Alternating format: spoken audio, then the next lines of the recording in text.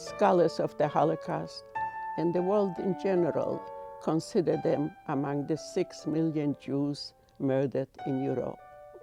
To me, they were my uncle, my father's oldest brother, my aunt, and my cousins. Each one of them had a name, and each had a face, which I recall often among my haunting memories. I see the value of survivors writing about their personal experiences of the Holocaust in 2 ways. This is a chance for survivors to tell the personal experience of someone who lived through it, to impact a reader, maybe giving them something that they have an emotional experience with. The personal gain I see as having something for each writer, giving them a chance and a space to think deeply about the experience, to try to come up with words to express the feelings, the emotions of the things that happened to them. I knew what I wanted to be when I started to think about the Holocaust and my experiences because of it. When I was growing up, I felt I was always at the mercy of other people's ideas and wishes. It was only as I began teaching that I consciously thought about the person I wanted to be. All people have events that can make them unhappy people. However, one has the choice of how to put these events in perspective. I think it would surprise quite a few Americans to know that the place in our education system that most students at the secondary and university level encounter the Holocaust in their coursework is in the literature classes, in the language arts classes. It's there that they read the written testimonies of the survivors. Memory is difficult to write. We can never fully recapture it, especially a memory of an event that was meant to destroy memory.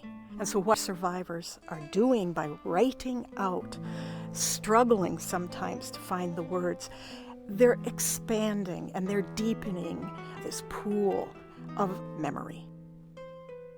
When I first joined the workshop, there were so many survivors who had been through really horrendous events and happenings. I felt like, why would anybody want to hear my story? But the other survivors were interested and certainly made me feel it was all right talking about my Kindertransport experiences. When people read something they've written, it often touches off something in my mind. I'll think, oh, I want to write about that or find out about that. And I think the memoir writing group is really good for that. It brings back so much that I don't think of, maybe other people do. My parents, my sister, my brother, and I left Antwerp and joined the exodus of Belgian civilians who were trying to get into France to escape the rapidly advancing German army. My very first memory dates back to that time. I remember lying in a ditch beside my mother and other civilians. Standing tall next to me on the roadway, an officer is looking at the sky through binoculars. His presence is not threatening, and I continue to watch him, but soon I fall asleep. When I wake up, we are still in the ditch, but the officer is no longer standing there. That was the last British soldier I saw until we were liberated by British troops 4 years later. You've captured the feeling of a first memory so vividly. You don't mention that they're British until the very end. I think that's the way to do it for the piece. I feel like that's the way to put that there, and it gives it a weight that it wouldn't have otherwise. It was very hard to start talking about it altogether. And to write about it, of course, it's even much harder. Somehow when we are in the classroom, there is something that clicks. She says, write about this, write about that, or she reads us about something, and it's great. I wouldn't even call it teaching. It's done in such a tactful, behind-the-scenes way. How many people wrote about a person?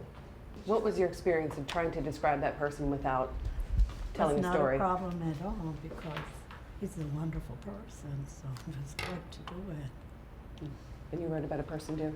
It's a person that I didn't recognize, that I knew many years before. I was sitting at the desk in the Hall of Remembrance, a place that has many symbolic reminders about the Holocaust. When a woman approached me, "Hi, Nessa," she said.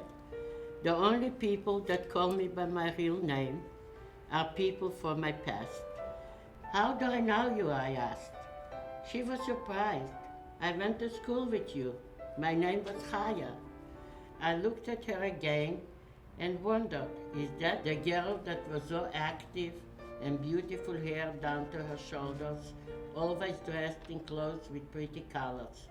Before I could say anything, she said, yes, my dear, you still have your blonde hair, but you do not look as I remember you from home. Chaya said, the years make the change. When you think about the Holocaust, it's big, 6 million, millions more affected. Or you hear these grand sweeping generalizations. It's about, man's inhumanity to man. It's about, crimes against humanity. What does that mean? But when you have a woman who could be your grandmother and who's written these words, she is the object of that inhumanity. It takes it from that very broad, sweeping, oh, this is a terrible history, it's man's inhumanity to man, and it boils it down to the face of this elderly gentleman or this older woman sitting in front of me who's written this, and I see their picture and I'm hearing their story. Why are they the object of that inhumanity? Going to night school, trying to learn English and hearing about the greatness of American democracy and the 4 freedoms, I was excited. My teacher was Mrs. Durst. She was a very nice elderly lady. She encouraged me to read the New York Times so I could improve my vocabulary. Time and time again, I read articles about Jim Crow and lynching of blacks in southern states, and also noticed that black Americans were not treated fairly. I asked her to explain how this can happen in a country that advocates freedom to the world. She tried very hard to explain that the reason was that they had states' rights and the federal government was helpless and couldn't do anything about it. Then I retorted that that doesn't make sense. How can you call that freedom when you practice such selective justice and injustice as well?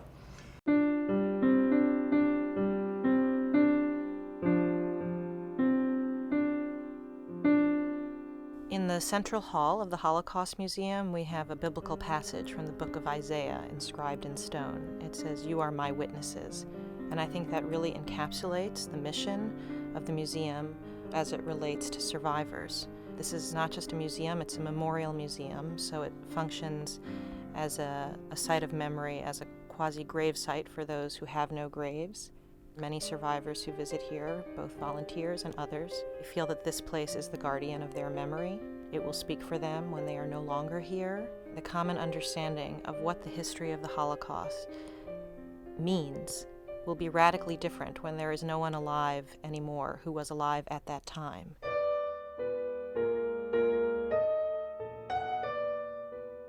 After walking through the rows of graves, reading names and dates of several generations buried here, I came across an insignificant headstone.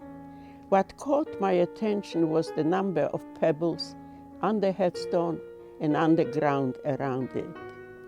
The inscription read, "Here laid a third of the ashes of 344 cremated sacred souls, victims of the Nazis." I kept lingering at that grave, reading and rereading the inscription while envious thoughts started to circle in my mind. Here was a group of people killed by the murderous Nazis, but at least their ashes are buried where one can come and pray for their souls. My thoughts went back to my own parents and my 2 younger brothers. I can only envision the smoke from the chimney rising towards the sky and a handful of ashes from the ovens of Auschwitz-Birkenau scattered around the fields and blown away by the wind. How can I put a pebble, a sign of visitation, on this headstone in the air?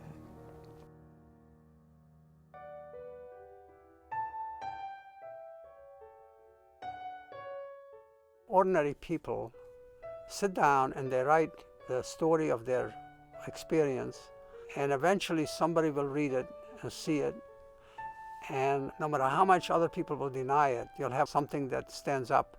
All these people couldn't have all gotten together and made up stories, okay? Because each story is different and each story is genuine, and I think that in some ways is more valid in the long run. It will pay dividends in time to come.